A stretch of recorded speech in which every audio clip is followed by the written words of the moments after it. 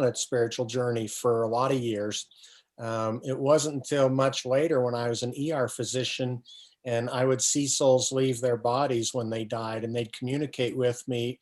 And I still didn't talk about it for another couple of decades.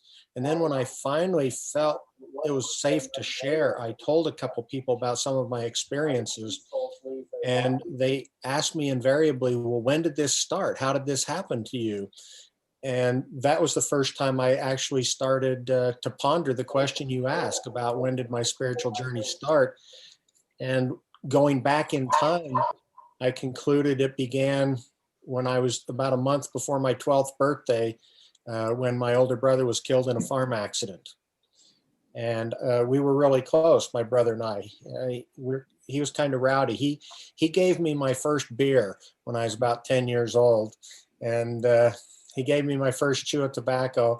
I was riding on the back of the horse at the time. We were sharing a horse at the time. And he gave me a chew of Copenhagen. And I was 10 years old. I thought chewing tobacco must be for, chewing. So it never occurred to me that you spit the stuff out. And so I almost fell off the back of the horse. I got so sick. And then when I was like 10 years old, maybe 11, I honored everything he ever told me. I believed every word he said.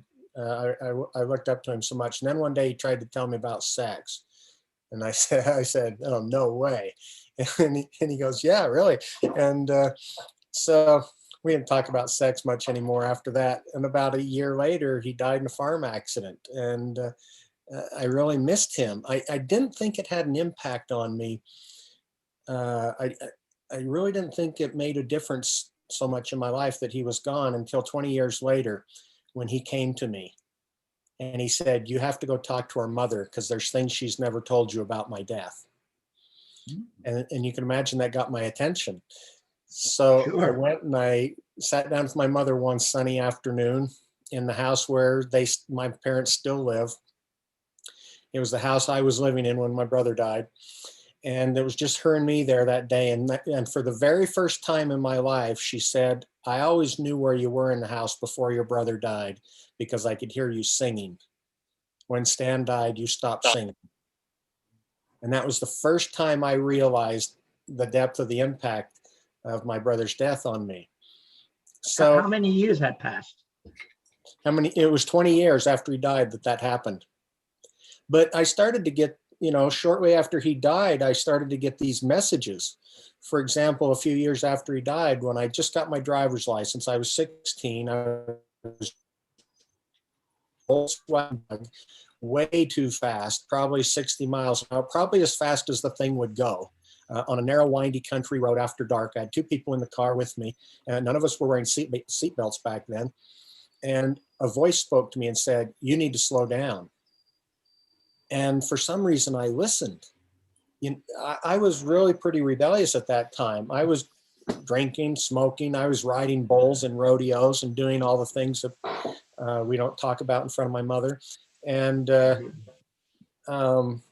I wouldn't have listened to my parents. I wouldn't have listened to a law enforcement officer. I've joked that if God had been sitting in the seat next to me and told me to slow down, I wouldn't have listened to him. But that voice wrapped itself around my heart and I listened. And I slowed down, went around the corner, hit a Cadillac head on. There was a lot of damage to the vehicles, but nobody was injured. I think I might have died that night if I hadn't have heard that voice. And it took me a long time to realize the voice was my brother. He was the only voice I would have listened to. And I had more and more experiences like that until like when I was 19 years old, I'd had enough experience. I approached this woman who was a few years older than me, whom I trusted. She had some experience. And without giving her any context at all for my question, using the only language I knew as a teenager, I said to her, does God ever speak to you in sentences? And she just looked at me with this really knowing look, and she kind of pointed her finger and she said, don't ever doubt that. Right. That was all she said. She didn't ask me for an explanation or anything. And that good advice, huh? Proved to be really good advice. And over the years, I kept getting more messages and more clear. And then sometimes I started to see the messenger. And so our mutual friend, Jeff Olsen, who some of the people on this call know, Um, when he was in his bad car crash and nearly killed him, and it took the life of his wife and his 14-month-old son, he was flown to my trauma room. And when I went in to see him, he was unconscious on the gurney, and his deceased wife was standing above him in the air, observing his care. And I saw her, I witnessed her, I experienced her presence and received the message she had for me. And it felt calm and comfortable to me because I'd had these other experiences for decades by then. And Jeff Olsen and I are still good friends now, 24 years later. Yeah, he's a good man. I want to kind of speak now. So let's go back a little. You're 19 or whatever. You decide you want to go into the medical arena. You want to become a doctor. You wind up in the ER. From a professional perspective, talk a little bit about that journey.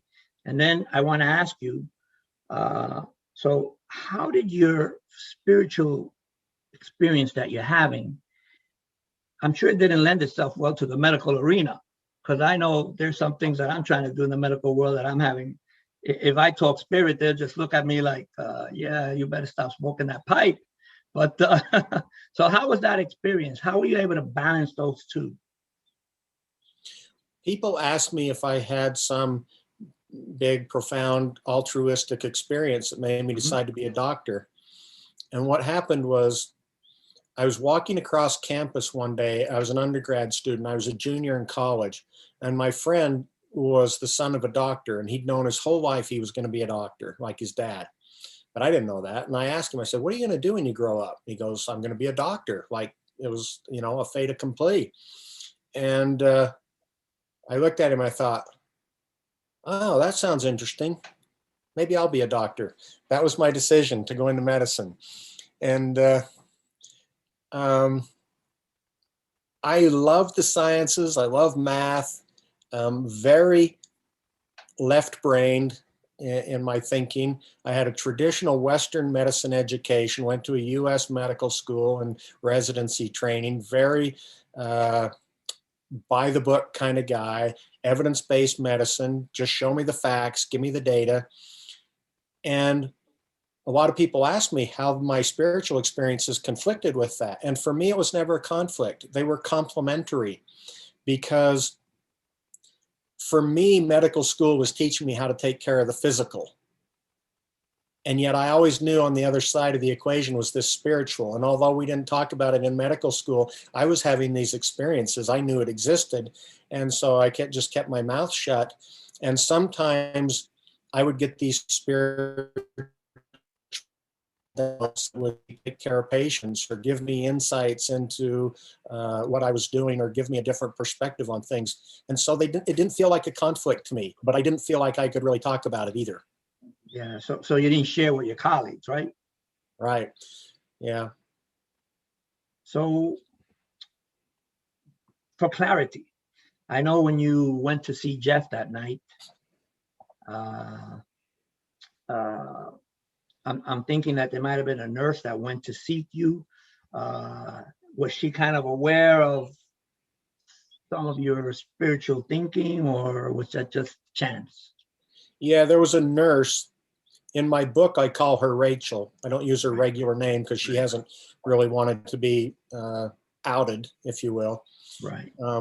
So when Rachel first came to work in the emergency department, she started to tell me about some of her spiritual experiences. And some of the things she told me made me weep because they were so profound. Wow. And I felt comfortable enough around her. I started to share some of my experiences with her. So she was one of only 2 other people in the department that knew I had these kind of experiences. And she came to get me that night. I wasn't going to go into Jeff Olsen's trauma room. There was another doctor taking care of it. I wasn't even going to go in the room. And she came and grabbed me by the arm. She said, you have to come. And I said, why? And she says, she's there. I said, who's there? And she said, his wife. She's there. You have to come. And we'd had a report that he was coming. I knew his wife was deceased at the scene. So when she said his wife was there, I knew what she was talking about. And she drugged me into the room, and I had my profound experience. But we sent Jeff off to the operating room, and I went out and finished my shift and went home, never expected to see him again. And then a month later, this same nurse came and tugged on my arm again. I said, "Go away! I don't like it when you tug on my arm." Yeah. And she said, "We have to go tell him what happened," because she saw Tamara as well. And I said, "No, we don't." She said, "Yeah, we have to go tell him." I said, "Listen, if you want to go tell a perfect stranger about your spiritual experiences, be my guest, but I don't feel any obligation to do that." Right. But she dragged me up to his room yet again against my wishes. She was very insistent, and she sat down at the bedside and proceeded to tell him what we'd experienced with regards to his deceased wife in the trauma room. And I kind of stood in the corner, leaned against the wall, didn't say much because that was my nature.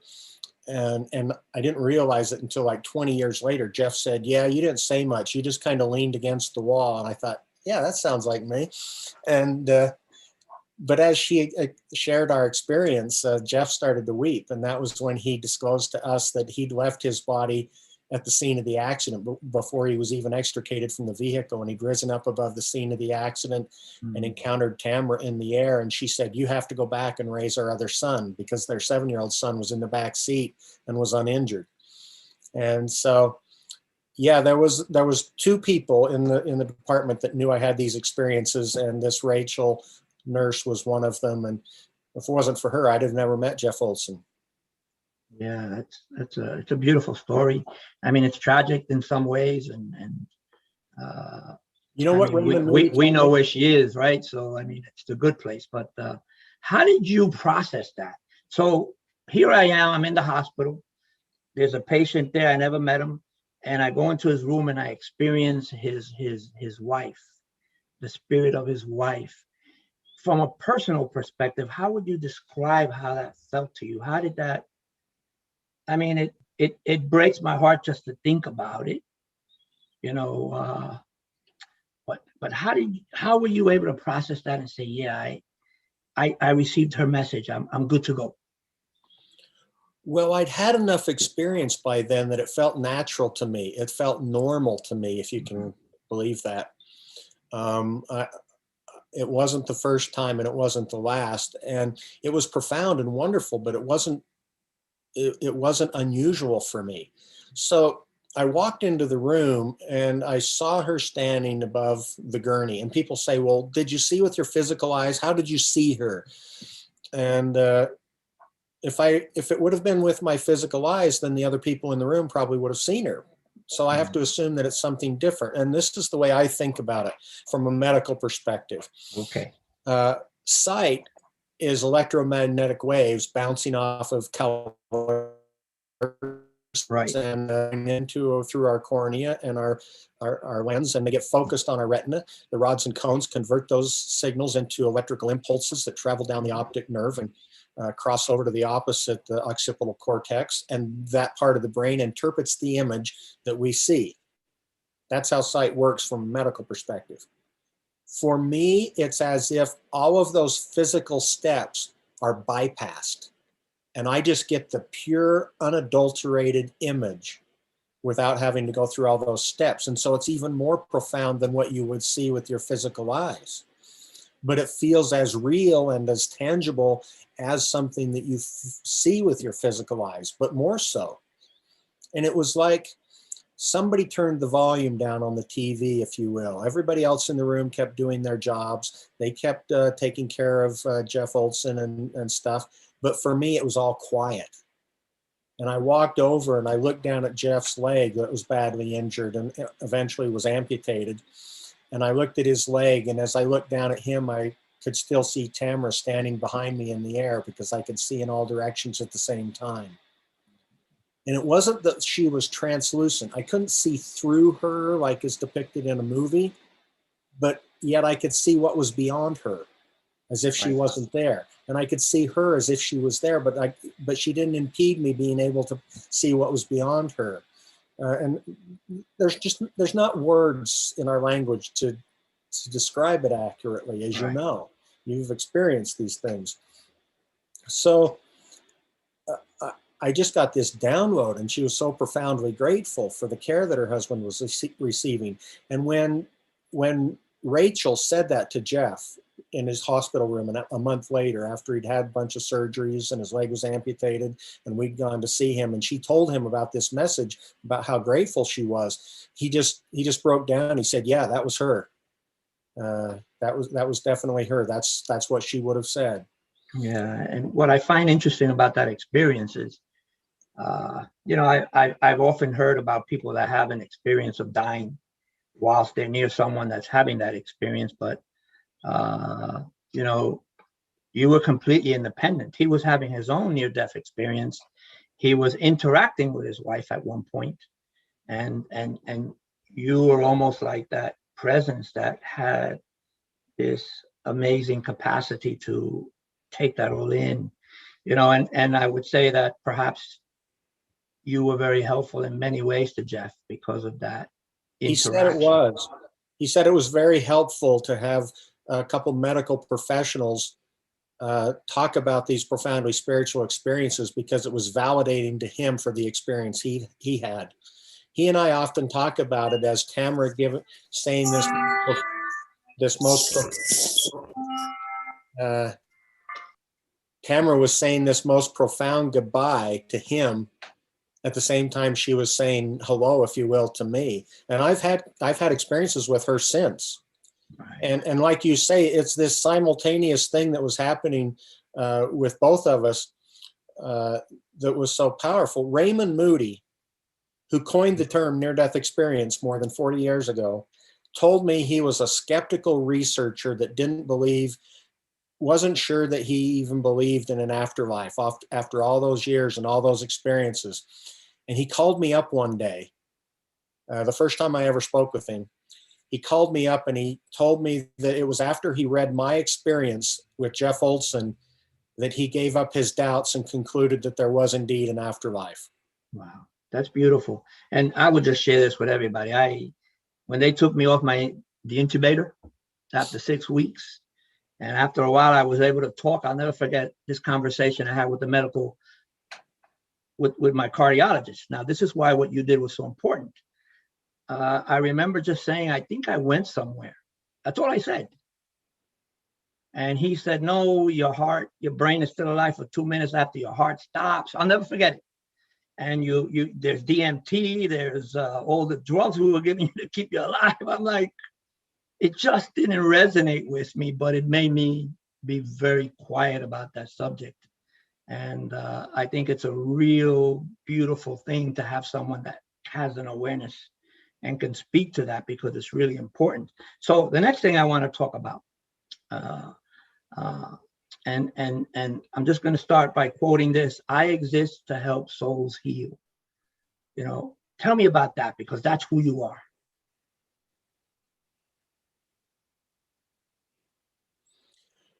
I never thought of myself as a healer, ironically, when I was working in the emergency department. I was just helping people with their physical bodies and their injuries and their ailments. I never thought of myself as a healer. And about 6 months after I stopped seeing patients in the emergency department, I woke up one day and I had this understanding that it was okay to start sharing my experiences. And so I started to share little bits and pieces with a few trusted friends. And I saw the way that it impacted them. I saw how it connected with their soul somehow, and it validated them. And it was so reassuring to them. And I saw the power of that. And in fact, 6 months later, I'd published my book, and I had a bag full of books, and I was sitting in the airport on my way to Boston to meet Jeff Olsen. We were speaking in Salem, Massachusetts. It was my first time speaking publicly about my spiritual experiences. Jeff set it up for me. He said, "Really, Jeff? I've waited 25 years to talk about spiritual things, and you set up our first speaking engagement in Salem, Massachusetts?" He goes, "Yeah, it'll be fun." Yeah. So I'm sitting in the airport with a bag of books, and this young couple came and sat down next to me, and they started asking the usual airport questions. "Where are you going? What are you doing? What are you speaking about?" And when she heard what I was going to be speaking about, and I told her, she just stopped. Her whole countenance changed. And she looked at me very sincerely and said, "My grandfather just died, and he's come to me a couple of times. And my initial thought was, why would you share something so intimate with a total stranger? Ironically, considering where I was going and what I was going to be doing. Right. But, and then I realized, oh, I'm a safe place for her. She knows I'll believe her. And she took one of my books and went and caught her plane. I went and got on my plane. I'd been an emergency physician for 25 years by then. I estimated I'd seen in excess of 60,000 patients. And on the plane to Boston, Spirit spoke to me and said, you will help more people with this book than you've helped as a physician in the emergency department. And it changed my whole perspective about my next chapter in life. And it wasn't long after that that I got this download, and I got that mission statement that you read. It's on my website, it's on my business cards, it's on Facebook. I exist to help souls heal. So now I help them heal their souls, their spirits, their wounds, their psychic wounds, even though I don't help them heal their bodies anymore.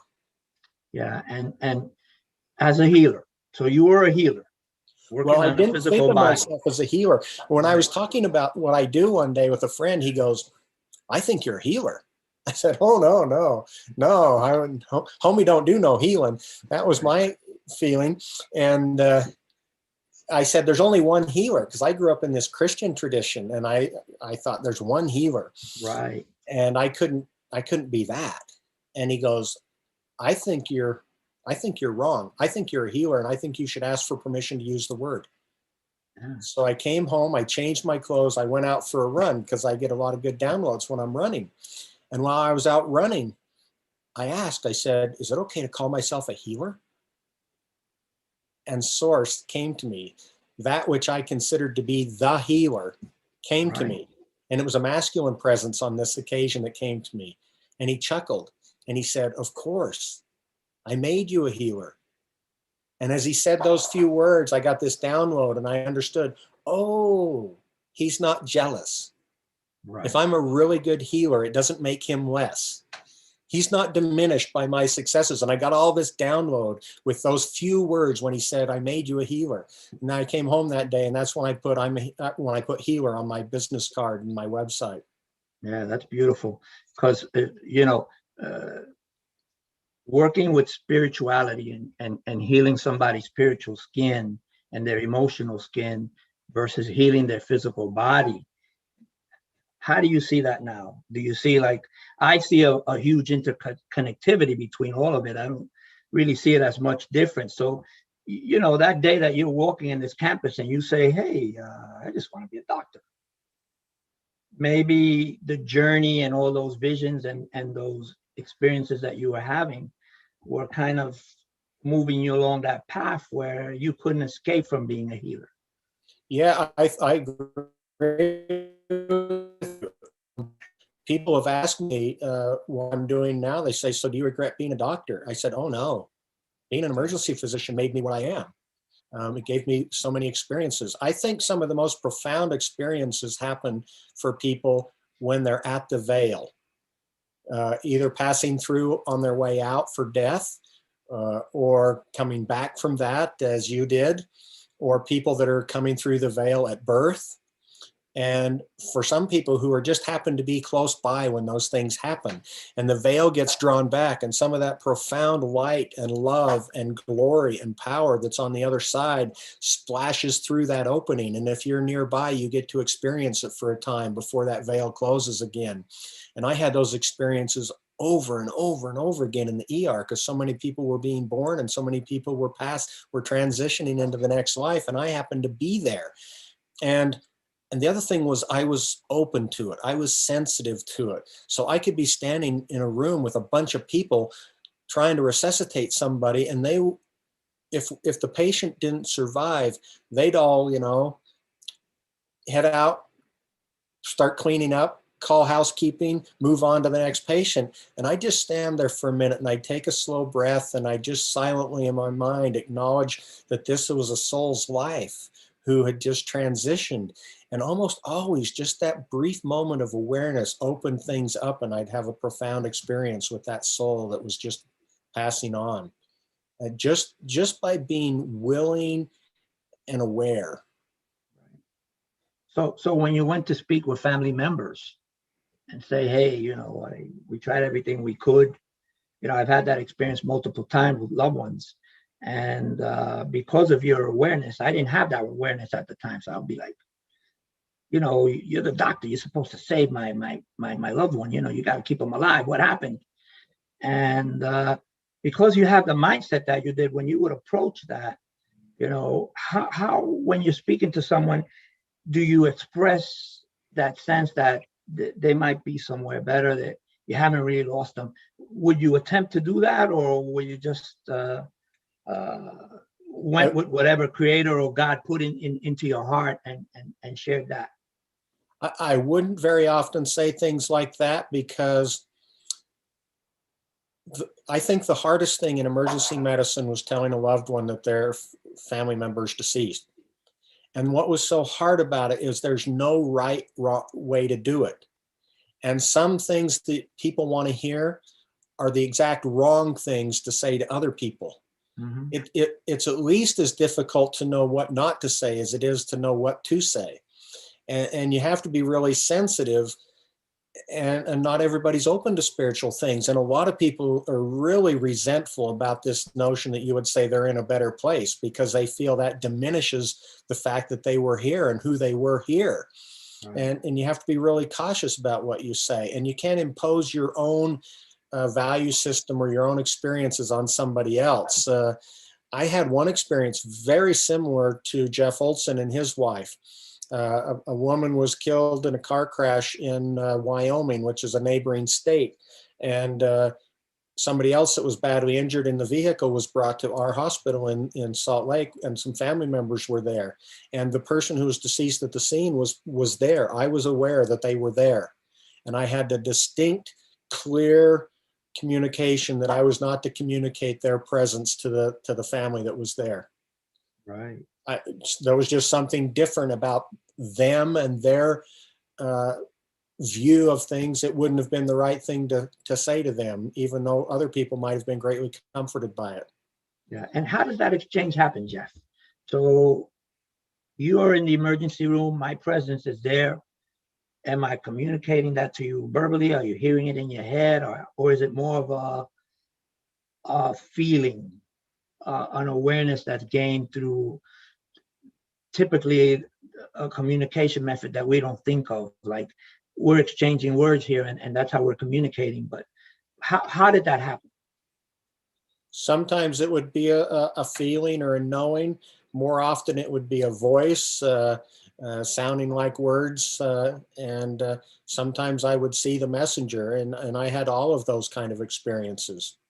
I had an experience one day where I was logging on to a computer just to start my shift, and I presence over my shoulder. And I intuitively knew, because I'd had enough experiences by then, that it was the soul of the person around the corner in the room that the team was trying to resuscitate. She was unconscious. They were doing chest compressions and stuff. And she asked me for help. And I stopped what I was doing. I walked into the room. Nobody paid any attention to me because I was in my work clothes. I was starting my shift. I belonged there. So they just kept doing what they were doing. I didn't interfere with what they were doing. I just walked over near the gurney and kind of rested my hand nonchalantly on her leg, because I've learned that touch is so important in these experiences. They kept doing chest compressions and breathing for her with a bag. And as I touched her leg, she asked me if she could leave. And I thought, why are you asking me? Why do you think I would have that information? And as I thought that, I got a download from some eternal place, and I communicated silently back with her. And I said, if you think it's time to go, if you feel it's right, then it's probably okay. And as I communicated that to her, she rose up out of her body and stood in the air. And she was filled with this profound light and love and glory. And it just filled me. And everybody else kept doing their jobs. They kept doing chest compressions. They kept giving meds and everything. And we're having this communication. And she told me how grateful she was. I hadn't even done anything in my mind. I hadn't even done anything, but I did what she needed apparently. And she thanked me and she left. And then as I'm leaving the room, I hear the physician in charge pronounce her time of death in military time. And I thought, yeah, I know. I saw her leave. And I went out and logged on to my computer, and that's how I started my shift that day. Wow, that's deep. Yeah. So, They're always grateful. yeah. And I want to touch base a little bit on your books. My little one has had the good grace of having several of your children's books Ah, that you left with us when we met you in South Florida. Your first book, talk a little bit about that. the Not Yet book. Yeah. Yeah, that's the title of it, Not Yet. It comes from a spiritual experience I had when I was going through something really, really hard for me, really rough. And I was seeking answers and praying for relief and asking if it couldn't be done. And the answer I got was not yet. I apparently had more yet to learn, but that's where the title of the book comes from. And it's a compilation of the spiritual experiences, some of which I've just described, that I had both in the emergency department and outside, because I had these kind of experiences elsewhere, not just in the emergency department. And I just, I had always felt reserved and reluctant about it until that day I woke up and I knew it was okay to share. And then it just kind of poured out of me. And I kept a daily journal. I've had a daily journal for over 40 years. So I was able to open my journal and read some of the details about some of my experiences as I was reliving them for that book. And at the end of the book, the last chapter, it's very short, easy read.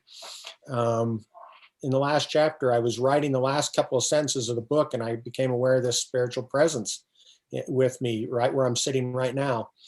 And it was so powerful, it brought me to tears. And I said, "Who are you?" And he said, "I am your brother." You'd think I would have recognized him by then, but sometimes I guess I don't know. I said, "What do you want me to do?" He said, "Keep going." And I thought at the time he was talking about the book, but I was literally writing the last two sentences of the book. I was like typing the last sentence of the book. And then it was after I had that airplane experience on my way to Boston that I realized, oh, that's what he's talking about when he said keep going.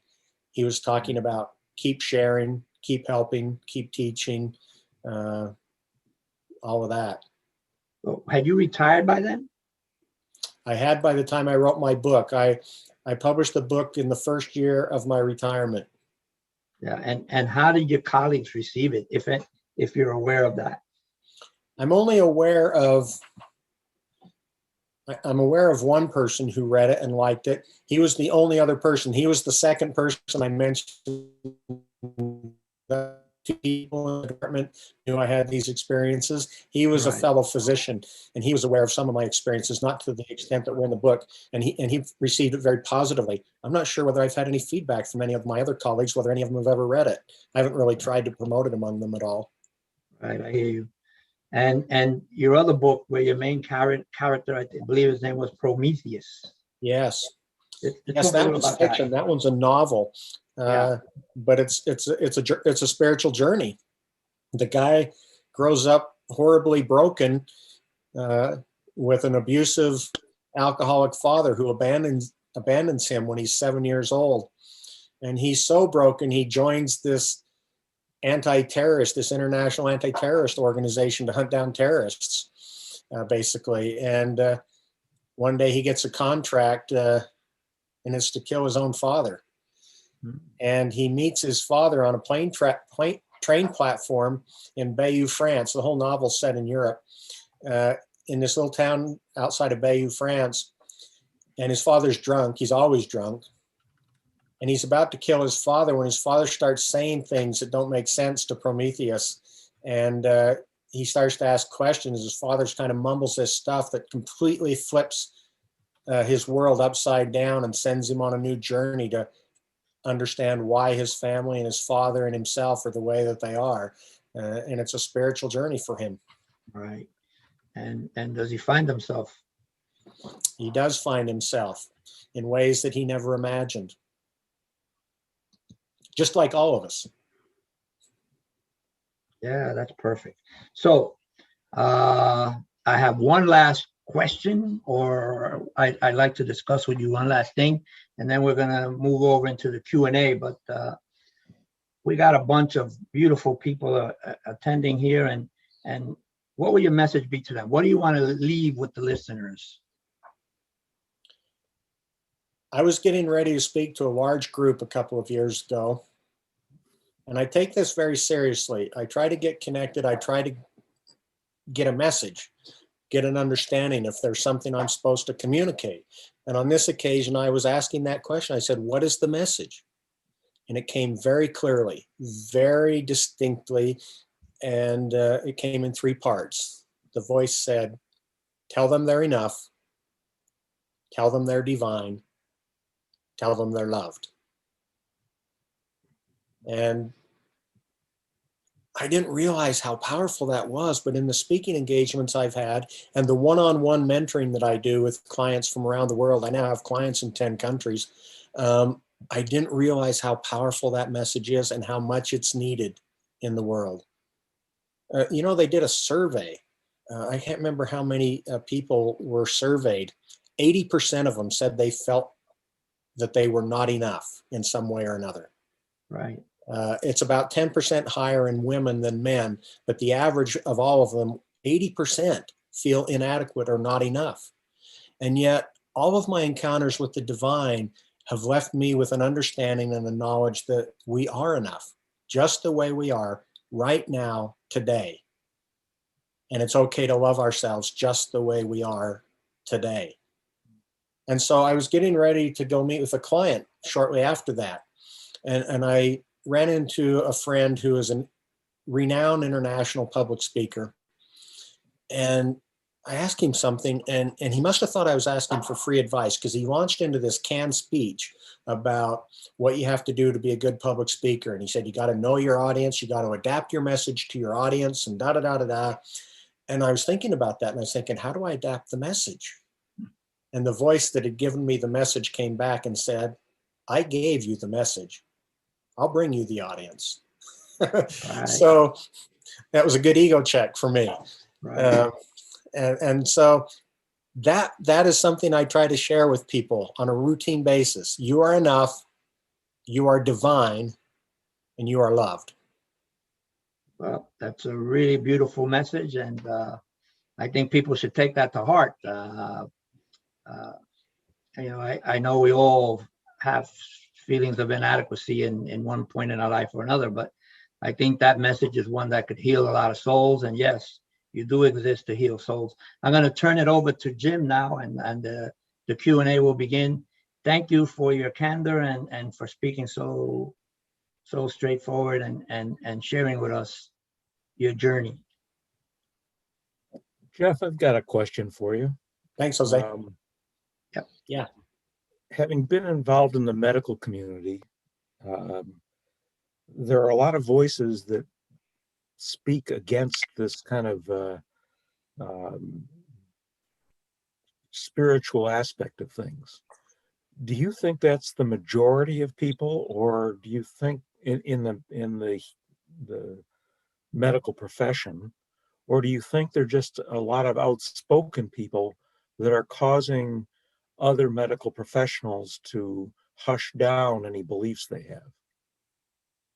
There certainly is a vocal group of people that feel strongly that they need to tamp this down for some reason. But I think the larger group are either apathetic or agnostic or believers, quiet believers. There's just a lot of people that just don't see a need to step into it and choose not to step into it, is my impression. Yeah. All right. Well, what I'd like to do is give an opportunity for people to pose some questions to you. Folks, if you want to raise hands, if you know how to do that down in the, let's see, is it in the chat? No, it's in the participant area. I think that's where you could do it. You can raise your hand. It's in the reaction to Jim. The reaction button. Okay, yeah, the reactions section. If you, at the bottom of your screen, if you look at, well, that's also, you can put a reaction up if you want to raise your hand there. I know there are a number of you that would love to pose a question. Or you can just raise your hand like wave like this. Yeah. So I'll pose another question while I wait for some folks to respond. Jeff, are you familiar with the Bigelow essay competition? Yes, as a matter of fact, I am. I've written an essay which we'll see where it goes. But yeah, I've All written right. an essay. So you're one of the essay submitters. I wonder how many there are. But I don't know. With the sizable cash prize, I suspect there's quite a number. But I'm familiar with it to that extent. I haven't been compulsive enough to do a bunch of research, but somebody that I know that did research it more said that the guy that is offering this big reward, his wife, I guess, recently passed, which might be part of the stimulus for him to be interested in the question. Yeah, well, I'm a participant in that as well. It's I find myself thinking, how do I write this in a way that opens people up to the possibilities who haven't given it a lot of thought, and how do I put it in such a way that those who would be inclined to want to talk it down could be their voices could be minimized. Well, I appreciate what you're saying, and I contemplated for quite some time about what's an approach that people haven't taken yet. What is something new or different? What is compelling and convincing that is new? And I felt like I got some good insights that feel good, and I like the way it's come together so far. So someday I'll share it. All right.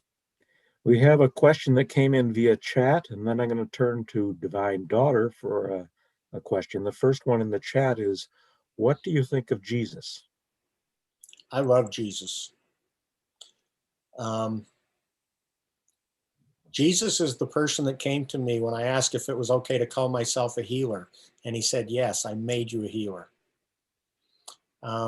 I think of Jesus in different ways than a lot of the world. I probably think of him more fondly than some people, and I probably think of him less reverently than some other people. I think he's a profound divine being, but you know what? I think you're a profound divine being as well, as am I. And a lot of people think that we're so dramatically and fundamentally different than Christ, citing that he was a divine son of God and we're human. But I don't feel that way. I'm also a divine son of God, and I'm human. And if you think about what Christ did, if you look at it carefully, a lot of people say Christ is here, or we're here, and Christ is way up here. But when the people, he called himself, he referred to himself as a son of God, and they accused him of blasphemy and wanted to kill him. And his response to them was, wait a minute, isn't it written in your law that I have said you are gods?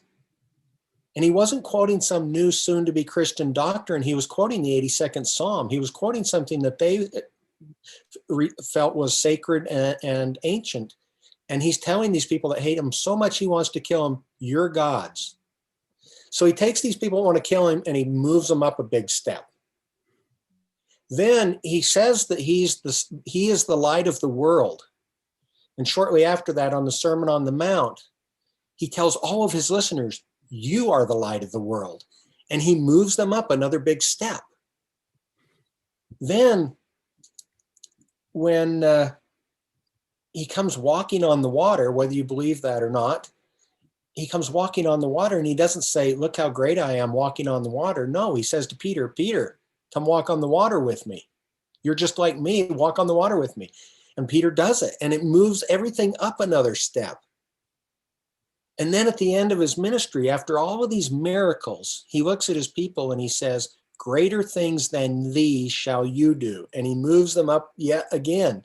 And then he concludes his ministry before he goes into the garden by praying and saying, Father, let them all be one with us as we are one with each other. I don't think Christ came to show us how great he was. He came to show us how great we are. He came to show us our divine nature. And he showed us a path. That's how I think about Christ. Nice words. I think it probably resonates with a lot of people here this evening. Divine Daughter, I'm sorry I don't know your name, but if you would like to unmute and pose your question, I'm trying to determine who you are. My name's Allison. Allison, okay, nice to have you here. Go ahead. Thank you. I wanted to concur with what Jeff said about the divine is within all of us. So we don't have to look any further than ourselves to find that. I hope this question isn't too personal, but my father was also a medical doctor, and it's been almost a year since he passed away, and I was with him. And I'm just sorry, my heart is beating so fast. I'm just curious because I didn't get to him in time with his illness to where he could communicate with me there at the end. And I just want to know, do you think that he was aware that we were with him in his last hours, his last time here on earth? Yes, I feel certain of that. And the feeling I got, the impression that I received immediately when you said that you didn't get there in time was, I felt him saying, yes, you did. You were there in time. That was the impression that came to me as you were speaking. Thank you. That makes me feel so much better because I've had some regrets over the last year that I didn't get there in time. Yeah, I think you did get there in time, and I don't think there's anything to regret. Okay. Thank you so much. One of the senses I have is that veil between here and there is so sheer. And if we only understood how sheer it was, like your brother, Jeff, continuing to come to you and communicate with you, when we transition over, that doesn't mean that that's the end of our connection. It may be challenging for us on this side to be open to it, but from the other side, they're just looking back on us and wishing us the best, and maybe in some cases, such as your situation, offering some guidance. Yeah, I still get visits from my brother, and I've had visits from Jeff's wife, Tamara, since that time too. Some of you were in Philadelphia when we were in Philadelphia for the IONS conference a couple of years ago. And I was there with Jeff, and we were talking, and he and I shared this event together at separate times, not very far before that. And I was talking with him, and I said, oh, I got to tell you something. I just remembered. I said, Tamara showed up at this thing for me. And he his eyes got big, and he goes, really? Because she showed up for me at that same thing. And so he and I still have those kind of experiences together. There was an after-death communication story I'll share. Do you know who Lloyd Auerbach is? Lloyd has done a lot of research into ghosts and that type of phenomena. He told a story about his close friend of his who had died, who used to smoke a specific cigar, had a very unique odor to it. And sometime after this friend had passed, he got into his car, into Lloyd's car, and he was taken by this odor of that same cigar. It happened about 10 o'clock in the morning. And it just lifted Lloyd's spirits so much that his friend had reached out to him. So he called another friend who had been close to this deceased friend to tell him about this experience. And as soon as the friend picked up the phone and knew that it was Lloyd on the other end, he said, wait, I got to tell you this story. I don't know what he was doing, but I was doing something at 10 o'clock in the morning, and all of a sudden I smelled our friend's cigar smoke. So at the same time, for both these people, this friend somehow was able to reach out and make his presence known. Yeah. So I think it's a matter of us trying to, if we accept it to begin with, if that can happen, then maybe we can be open to it. You But know, here's a question. there's a Go ahead. couple questions, Jim. You might have scrolled past, I think the very first one might have scrolled off the top and you missed it, but it was, can you consciously have an NDE experience? Oh, yes, yes. Thank you. So I don't know that you can consciously have an NDE experience because trust me, if you can avoid dying to have your experience, that's preferable, right, Jose? I mean, if you can get it without dying, that's a good thing, because dying's not very fun. Yes, I think you can have a profound spiritually transformative experience. You can have elements of a near-death experience without having to be close to physical death. I have had a life review. I have been in the presence of the divine. I have seen what a lot of people would describe as heaven, and I have not had a near-death experience. But yes, I think there are spiritual practices that you can do to have some of these elements that people describe in their near-death experience without having to be near death, which gets on to another question, skip down a ways. Do you meditate or practice some type of going within? And the answer to that is yes.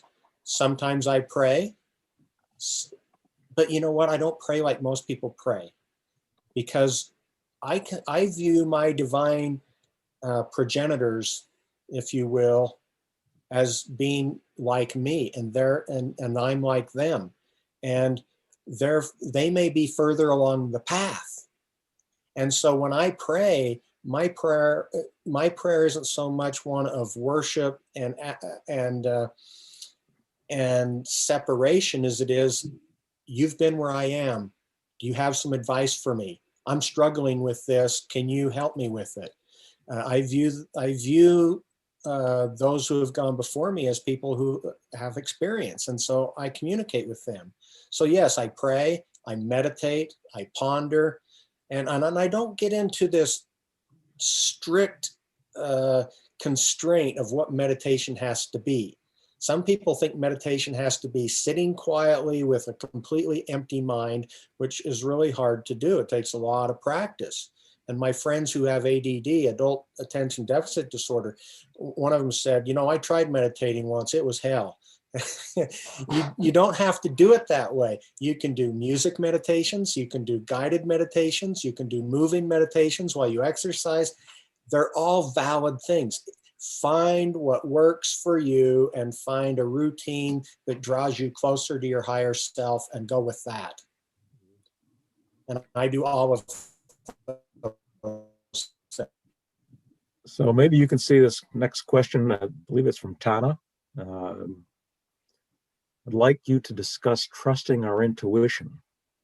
Yeah. I'll tell you an exercise you can do to trust your intuition. When you get up in the morning, when you're going through your morning routine, whatever that is, whether it's prayer or meditation or whatever it is that you do to get connected, ask this question: what should I do today? And wait for an answer. And if you want to be even more pointed, say, what can I do today to serve someone else? And then when you get that flash of somebody's face in your mind or an idea in your head that you just need to send a letter or a text message or do something, write it down and then do it. And at the end of the day, you'll realize, oh, that wasn't just a random thought. That wasn't just a coincidence. That was an answer to my pleading. And the next day, when you do the same thing, it will come a little more clearly. It will come a little bit more directly. And you'll have a tad more confidence in it because you've done it before. And in a few weeks, when something comes and it feels kind of off to you, you might go, wait a minute, I've trusted this so far. This one's a little out there, but I'm going to trust it and give it a try and see what happens. And you kind of step into it. And you find over a period of weeks or months that you start to live a more intuitively guided life. You're more spirit driven because you've practiced it. We're perfectly comfortable with this idea that you can be born with a musical gift, but you still have to practice 40,000 hours to become proficient on your instrument. But we tend to think spiritual gifts just come whole souled and perfected, ready to be exercised without any effort on our part. And it's not that way. You have to work at it and you have to practice it and you have to do it over a long period of sustained time. And then you step into it more fully, and then you can trust your intuition more fully. There's a question here. It says, you sensed that woman's father. Have you become a medium? Oh, I've not used that word to describe myself. I have a lot of those type of experiences. And some of them I've shared on my website, by the way. If you go to my website, it's jeffodriscoll.com or helpingsoulsheal.com. Look under the blog, and there's about 80 blog posts there, and a handful of them are experiences that I've had where deceased people have come to me and given me messages to pass on to loved ones. And so I know some people have called me a medium. I don't know whether that's what I am or not. This is how I think about these things. Every one of us is an eternal spiritual being that existed before we were born and continued to exist after death. Angels are simply human souls. They're just spirits who happen to not be in bodies, most of them. They're either not born yet or they've already been through this and they're in another realm after death. Or sometimes angels are right here in the physical flesh helping us, and sometimes we're an angel to somebody else. So whether you describe them as spirits or souls or angels or gods or whatever terminology you use, all they are is us at different segments along the path. And so I don't know if I think of myself as a medium as much as I think of somebody that I just can continue to keep in contact with people after they're out of their physical form. They're still the same person. They're just not in their physical form. So I just talk to them the way I would if they were here in their body. Mm-hmm. Here's an issue that a couple people bring up. It's about trusting spirit. That perhaps our ability to perceive things is somewhat dependent upon trusting that spirit is capable of reaching out to us. Yeah. I think trust is extremely important. You have to be open to it. You have to trust it. You have to be willing to act on it. That said, nothing is more sovereign and universal in the universe, in my opinion, than human agency or the ability to choose, the right to choose. You are always in control of your own destiny. So if you're communicating with some soul in another realm and they're saying things or doing things that don't fit for you, that don't feel right for you, you have to use your own discernment and decide whether it's right for you on your path. It's just like if you were dealing with some person in physical form and they come to you and they say, I got a great investment. I want you to take a bunch of your retirement money, put it in this investment. I promise you it's going to be great. And you're kind of like, I don't know. That doesn't feel quite right to me. I think I'll keep my money where it is for now. But on another occasion, you might say, hey, that sounds like a great investment. I'm going to give it a try. And see, you're always in control. And sometimes people think when we're dealing with things spiritual, that somehow they have predominant or preeminence over our decisions and our thoughts, and everything they say must be more important and more correct than anything of us. It's not so. You still are in control. So if you're getting communications, they don't fit or feel right, it's okay for you to say, I think I'll stay on my path and we'll see how things go. And why don't you check back with me again in a few weeks and we'll see if things change. That's interesting. Ron, you want to chime in here for a minute?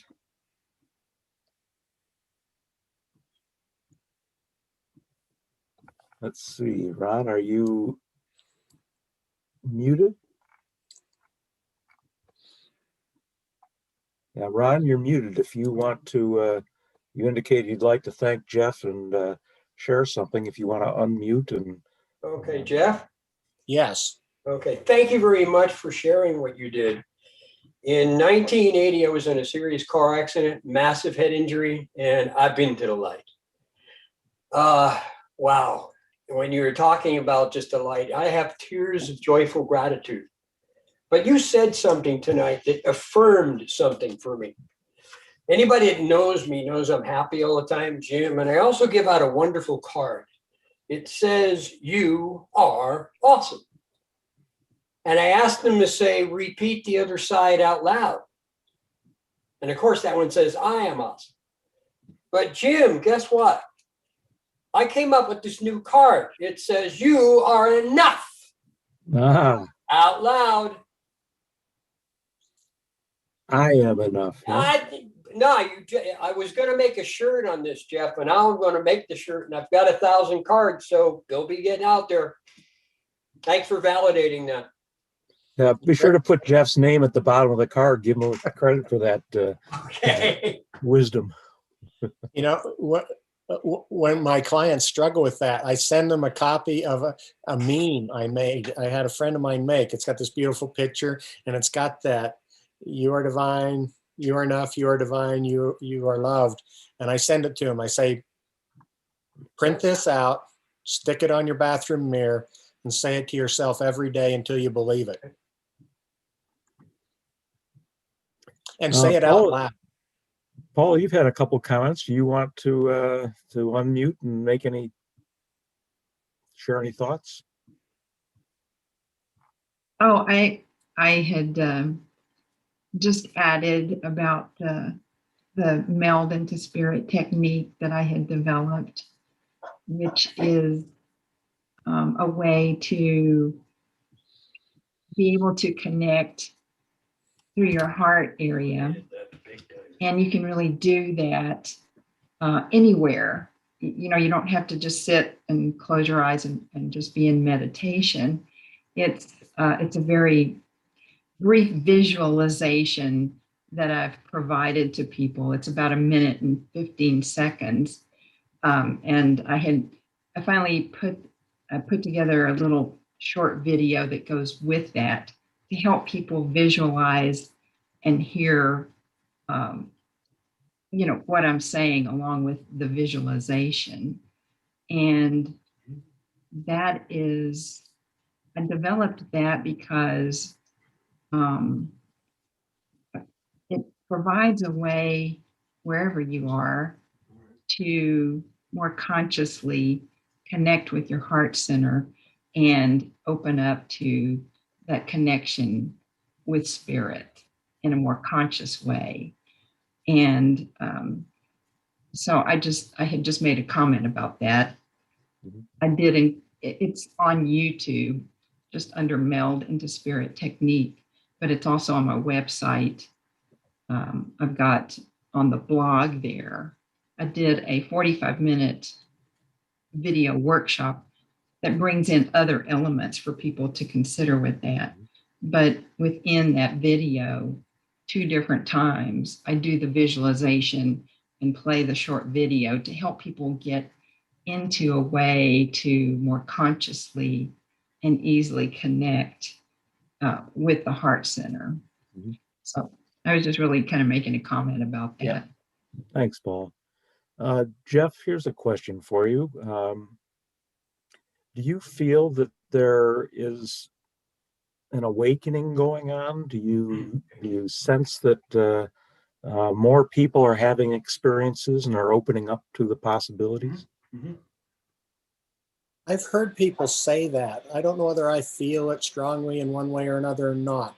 Mm-hmm. I don't know whether there's an awakening going on and more people are having an experience, or whether just my awareness and my circle of friends are becoming more selected in people that have those experiences. So I'm not sure. Yeah, something I've kind of wrestled with that. I find that I'm running into a lot of people who've had some form of after-death communication. And there's a side of me that wonders, is this because it's happening with greater frequency, or is this maybe a law of attraction because I'm more Right. open to it? It's drawing people to me that have it. So, And one thing I was going to add, Jim, Terry, oh, go ahead. one thing I was going to add as we're talking about meditation and other ways of getting connected. I asked one of my clients in Singapore once, I said, what do you do for a morning routine? And she kind of was irritated. She goes, I don't like morning routines. I hate it when people talk about morning routines. And, you know, because all the motivators are saying, don't check your social media in the morning and all this kind of stuff, right? She goes, the first thing I do when I get up is I check my social media, because I have a large sales organization, and that's how I know what my team is doing, where they're at and what they need for the day. And then I get in the shower. And when I'm in the shower, I get this clarity about what all my team members need and how I can support them. And then she started talking about something else. I said, whoa, wait a minute. I said, you have a morning routine. It just doesn't look like what other people have told you, but it works for you. You get your downloads in the shower. It's all clear to you when you go out and start your day. That is your routine.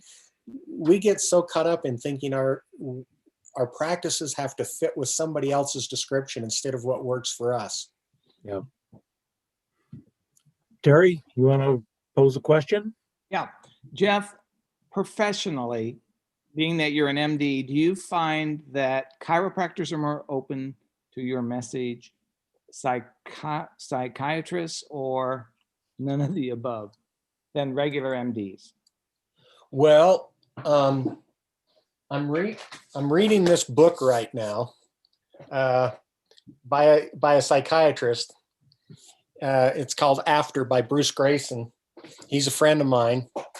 He is arguably the world's expert on near-death experience. And this book is 40 years of his research in a very approachable, easy to read style. I don't know that I find chiropractors more receptive to spiritual messages or less. I haven't had that much interaction with them, frankly, to make a judgment like that. I do know that some types of practitioners tend to be more open to things spiritual, things holistic, natural, things that may or may not be supported by traditional mainstream evidence-based medicine literature. But I hesitate to make generalizations because I don't know that I have identified any such distinctions. Okay, thank you. Anybody else from the Path that might like to pose questions? The Path is an interesting group of people that meet on Sundays, and I see that there are a number of them here today. Sally's got her hand up. I was interested to know if you had worked with children at all who are experiencing grief and try to give them explanations as to what has happened to their loved ones without interfering in their family's religious beliefs or anything like that. That's something that's near and dear to my heart. So I don't know if you've worked with children at all in that area. I have a few children that I've worked with informally and not in a professional capacity, and they're children whose parents share similar views as mine, and so it's more comfortable talking about such things. One of the things you have to appreciate that if you go to a church, you get a spiritual leader that's steeped in a particular tradition, and they honor that tradition and they try to lead you down that tradition. If you're in a hospital or in the military or in some other non-denominational kind of a circumstance and there's a chaplain, part of that chaplain's training is to secularize their beliefs and their teaching. They may keep their unique set of beliefs, but they understand that they're not to talk about those set of beliefs. They're to talk about non-denominational, generic, broader based spiritual traditions and concepts than any particular religious tradition. And so it's a sticky place to go. And fortunately for me, if I'm not in the position of acting as a physician or a pastor, then I can just act as me, and I can be true to what I feel without trying to compel somebody to change their belief system. Is I that don't see helpful? Yeah, I mean, yeah, that's pretty much what I've experienced too. So I'm trying to come up with things that very young children can grapple with that won't piss their parents off. Yeah, good luck. Yeah, thank you. See, Jackie, you have your hand raised. You have to unmute, Jackie. Thank you so much, Jeff. I've enjoyed this evening, and thank you for calling on me, Jim. Regarding children and their beliefs versus their parents, which aren't always in harmony, children don't lie until they're taught to. There is a market if anybody is interested in writing children's books or stories that might help children understand what they're experiencing, or their parents might need help. There is a market with a great need for those kinds of books. So if you're inclined to write them, know that they will sell. I've written a series of 6 children's books, and they're available on my website if you're interested. I only ship domestically though, but I haven't written any of them about near-death experiences or the afterlife or anything like that. They have good moral messages, but I haven't tackled the afterlife in my children's books. Well, that's good to know.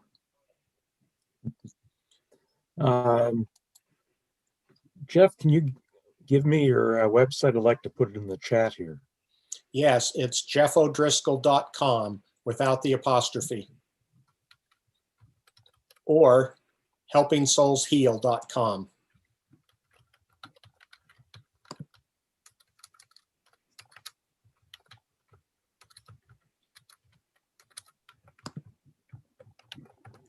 Does that look right?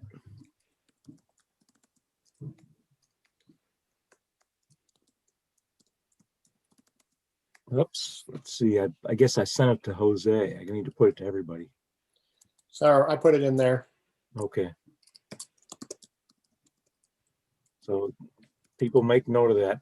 Bill Lenfesty. I did get it. Yeah. Bill Lenfesty has his hand raised. Bill? You may be muted. You have to unmute yourself, Bill. While Bill's work, oh, there you got it. Okay. Let me ask you a question, because I've been trying to, it's actually the sister of a friend who's been diagnosed with 4-stage cancer. And so I committed to doing like a maybe 5-minute a day prayer type thing just for her. And I really don't know this sister who's the cancer patient very well, but are there, so it's kind of hard, if you don't know somebody and you don't really know what's going on with them, it's hard for me to focus on what they need or how to do any kind of spiritual support. And I'm not really good at spiritual healing stuff. I've really never done it. So are there things you would suggest that would help increase whatever effectiveness I've got, which I don't think is very much right now, but it's just, because I'm just starting with it and I've never really had any training or whatever. Are there ways to be more focused, and especially if you don't know the person too well and don't have any real connection with them, it's just through the friend of mine. Does that sound reasonable? And what are you doing for them, Bill? just kind of focusing on maybe having their condition improve, if that's what's meant to be. Do they know you're doing it, or are you doing it No. independently? No, I'm doing it independently. The thing is, the girl doesn't want people to know Yes, her condition. And she and doesn't. so I'm not supposed to know. The friend of mine's told me, but she said, you're not supposed to know this. And Right. so officially I don't know it. Right. So I can't ask questions or even, say, how are you feeling or stuff. So it's really kind of difficult.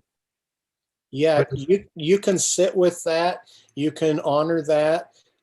You can have intentions for them to heal if that's what's in their best interest, or to be comforted in their circumstance if it's not for them to be healed.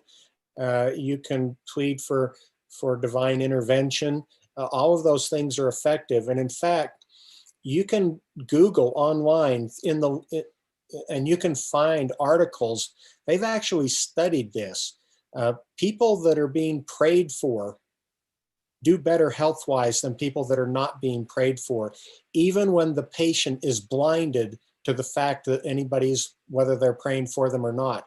And that's actually been studied in a blinded controlled trial or two. In fact, there's one trial, very interestingly enough, they pulled records. I think they were like 10-year-old records of people that had had heart attacks or some medical condition. And they blinded it, so people didn't know which group was which and who was praying for what. And they had people pray on behalf of one group and not have anybody pray on behalf of the other. And the group that was being prayed for did better medically. And the prayer was taking place 10 years after their medical encounter. So it's an interesting mind bender about the time construct that we use in mortality that may not be applicable in other realms. Yeah, So I'll yeah, share a they little. don't have to know that you're praying about it. You don't have to know them. Just the fact that you're focusing your energy and intention on their benefit and behalf, there's power in that. okay. All right. Thanks a lot. Jeff, I had to this issue of time not having meaning. A friend of Daniel NDE'er's channels Seth. Have you heard of Seth? No, but I've heard of Daniel NDE'er. Yeah. Seth is an energy that gets channeled from the other side. And I posed a question to Seth. And I said, I think I've learned a lot in this life. When I have my next life, am I going to have to start all over again, or will I carry this awareness with me?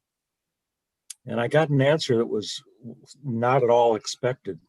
The answer was, you have a misunderstanding of time, that on the other side, there is no such thing as time.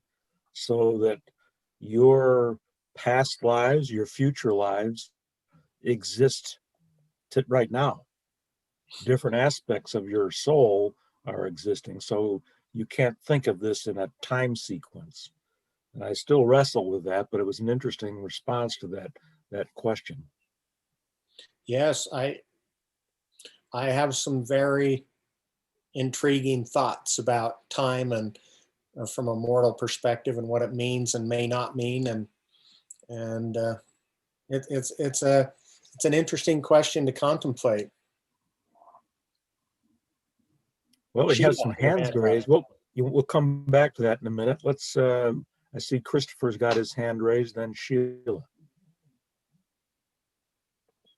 Hey, Jeff. I wanted to ask you about dreams and dream state experiences and what they mean to you, and if you have any dream state experiences that you receive guidance or help with that you can share with us tonight. Yes, I have had some profound dreams. I think dreams can be silly and insignificant, and they can be profound and revelatory. And I don't know how it works for other people, but usually when I wake up in the morning, I know when a dream is more than a dream. And sometimes I understand exactly the message of the dream. And sometimes if I don't clearly understand the message of the dream, I ask for an interpretation. And if I get an interpretation, I act on it. And if I don't get an interpretation, I feel no accountability at all, because I don't feel that I'm accountable for anything that I don't understand. And especially if I ask for an understanding and it doesn't come. So I woke up one day and I'd had this profound dream. And it was these British soldiers in early 20th century military garb. And they were in India. And they were firing into an unarmed group of people, just slaughtering them. And I woke up with this devastating feeling. And I somehow knew intuitively that this had something to do with Gandhi, whose life I had never studied. And I actually started doing research, and I found a depiction of the Amritsar riot in India. I can't remember what year it took place, but it was exactly what I had seen in my dream. And I started to study the life of Gandhi, and I learned some wonderful, powerful truths from studying his life. And I think the dream was a powerful message for me to study his life and learn what he had to teach. And I'm grateful for the dream. And I've had a lot of dreams. Some ancient texts refer to dreams and visions as the same thing. They talk about them interchangeably. We make distinctions, but they might be differences without a distinction, or distinctions without a difference between the two. I believe in dreams. I wish I had more dreams, actually.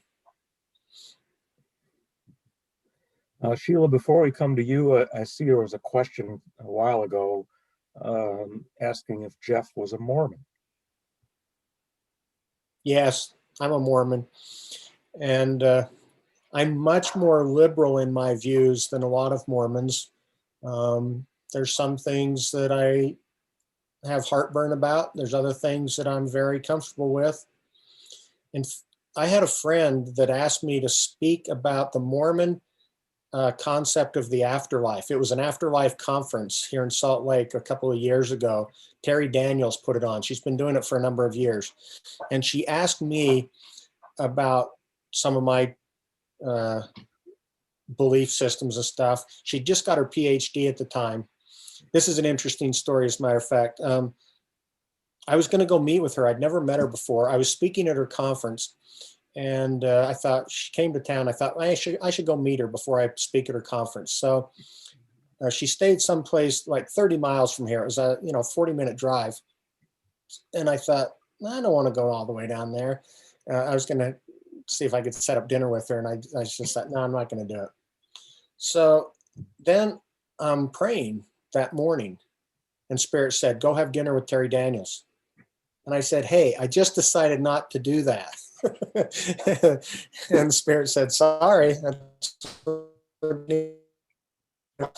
So I went and had dinner with her. And over dinner, she was telling me about her PhD she just received. And we got talking about various religious things. I told her I'd learned Hebrew so I could study the Torah in more depth. And I'd studied the Quran and the Bhagavad Gita and stuff. And she looked at me, she goes, you know a lot about this stuff, don't you?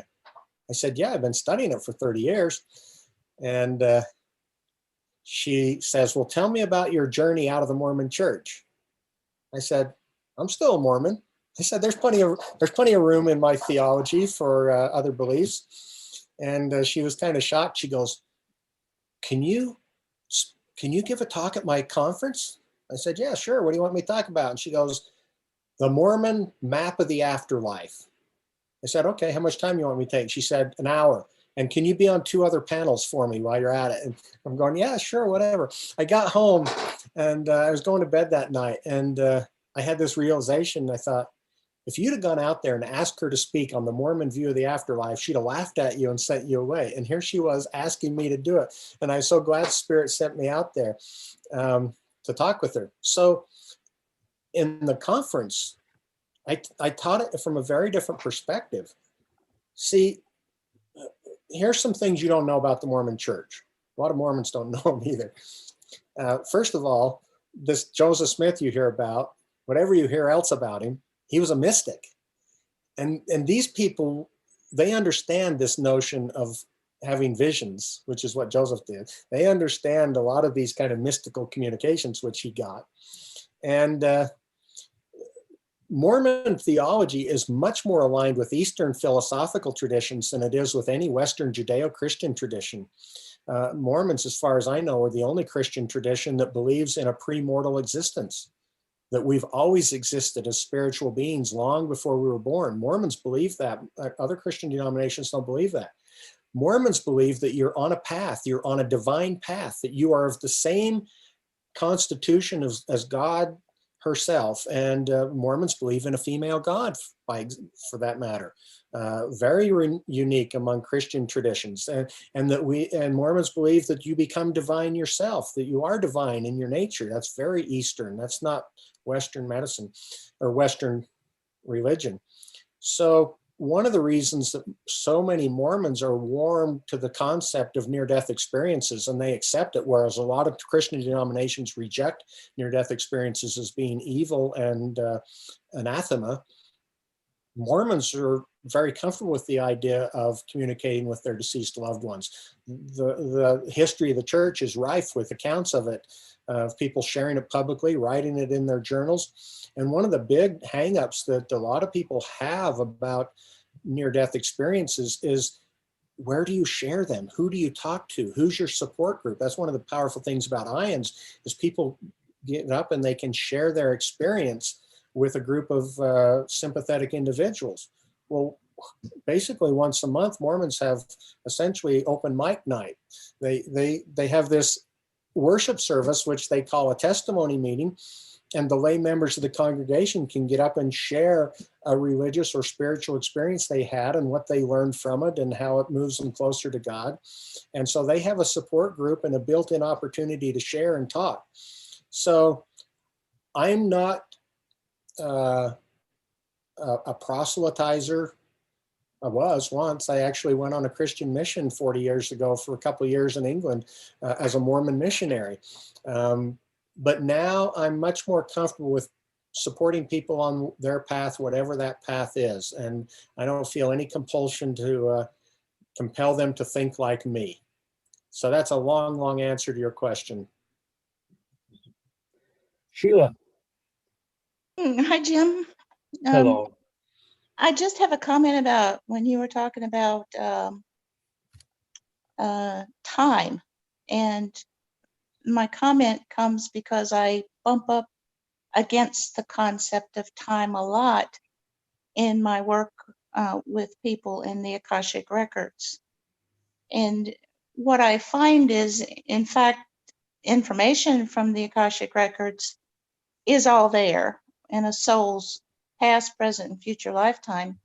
However, people and we as humans developed time, we invented time for our convenience. But when people go into the records, they need a reference point. They need to know, what questions they're asking in one segment of their life in years. So people, in fact, do need markers for their walk on this earth when they're walking their path. However, I myself realize that all that information is out there and it is accessible. Another aspect of it is, even though that information is out there and a person's particular journey at that time on their path chronologically, that information may not be accessible to them because it is not the right time in their life on this earth to accept that information. And that's all regulated by the masters, teachers, and loved ones. So that information will come across if it's beneficial. If it is not beneficial, it will stay in the cosmic consciousness until that time that it is beneficial to you on your path. So yeah, I understand people's confusion with trying to say, well, there is no time on the other side. that is true, but we as humans kind of need that timeline in our lives. Yeah, I agree with you. I like the way you said that. I think there's value for chronology and time in this realm, and the fact that it may not exist in another dimension doesn't negate the fact that it has value here. And your mention of the Akashic record and ancestors and things like that, I know we're not talking about the same thing, but it caused me to recollect something as I was talking about Mormons. Mormons are very committed to connecting with their ancestors. The largest genealogical library in the world is in Salt Lake City, Utah. And not only are they committed with connecting with their ancestors, they fully, openly talk about having their ancestors help them to locate the records that they can connect and build that genealogical chain going back hundreds or even thousands of years. So interesting connection to deceased loved ones and that communication they share. Certainly. Bill, once again, has a question. Bill Lenfesty. Need to unmute, Bill.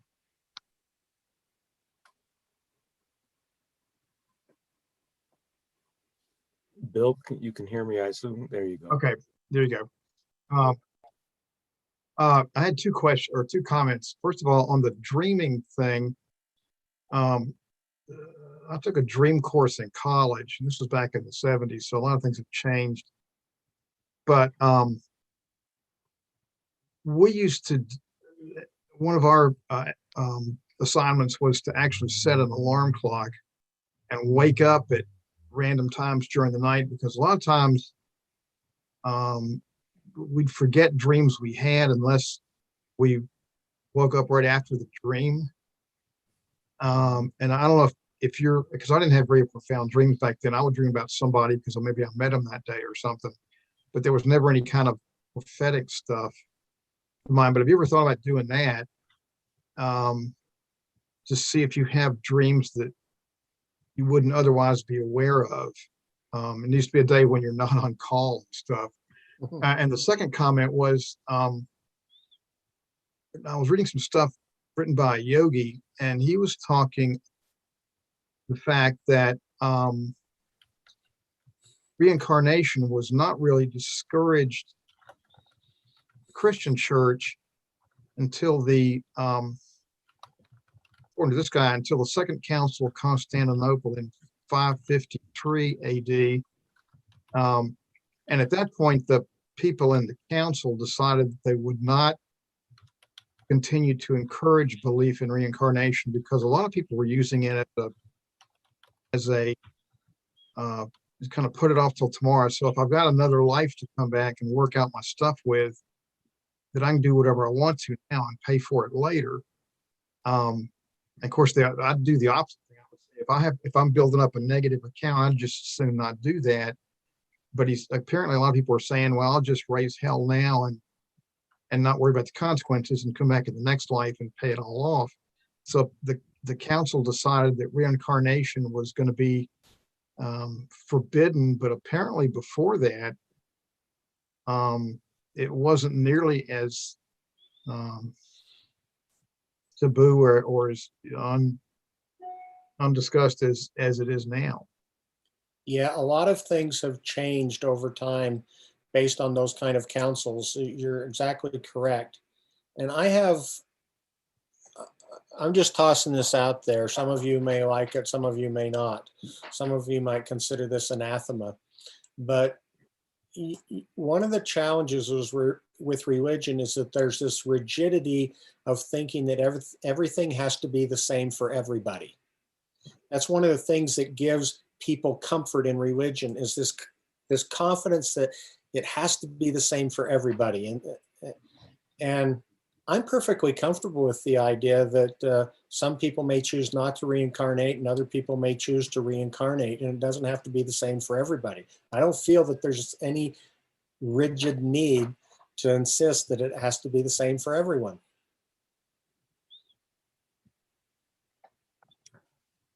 Jackie, do you want to pose a question? I do, and I'm changing the subject, but I'm not.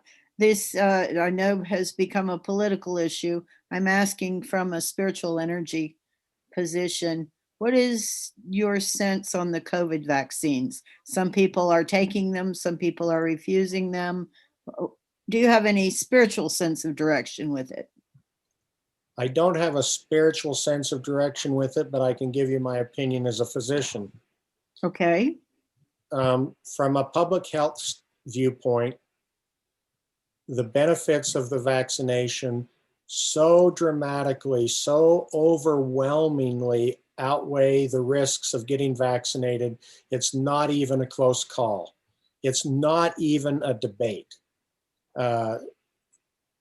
Now, there are some people who have had adverse reactions to vaccines in the past. There are legitimate medical reasons that some people don't need to get a vaccine.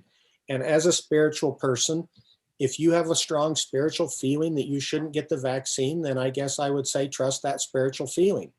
But from a medical perspective, the vast majority of people ought to get vaccinated, and it will save hundreds of thousands of lives. And I'm not exaggerating. Do you realize we don't get this in our national news in this country? But I just looked it up a couple of days ago. There are still 10 to 12,000 people dying every day worldwide from COVID, and it doesn't even make our news list. Nope. It's not even a close call. Thank you. Well, I think we've reached the end of our questions. Jeff, I really appreciate your being here. I'm sure that I speak on behalf of all the participants. Your insights are helpful as we contemplate the paths that each of us are on. When we share our perspectives, we all become richer. Jose, are you still there? Would you like to offer some closing thoughts? I'm here. And yes, Jeff, I would say you spoke incredibly well. I really appreciate what you brought to the table. I hope the people out there listening take it to heart. You know, those 3 magic words behind them. You know, and let's not talk about it. Let's live it. Let's be in it. You know, it's easy to talk and then kind of step aside and live life. But I think the important thing is that if Creator or God allowed him, or this message came through him, then it's important that we receive it, and we receive it in a good way, and we integrate it into our lives and help it forge how we move forward. Thank you, Jeff. Thank you, everybody. It's been wonderful to be with you. Thank you for having me. Namaste. A little bit of information for everybody. The Consciousness Cafe guiding group met last Wednesday. We are working on some interesting events for the future. Keep your eyes peeled. You can subscribe to the newsletter for consciousness-cafe.com. You can join our meetup group, Consciousness Cafe of GSO in Charlotte. We're exploring the possibility of creating a meetup group in the Durham area, maybe focused on younger people. Hillary, who has been with us tonight, is heading up that effort. So there's some interesting things going on. We're trying to facilitate people getting together, and anybody who wants to get on a path, we're trying to help people gather information and learn a little bit about who they are and maybe think about where they're heading. So again, Jeff, thanks very much for your participation this evening. Thank you, everybody, for having been here this evening. It's another wonderful opportunity for us to get to know one another.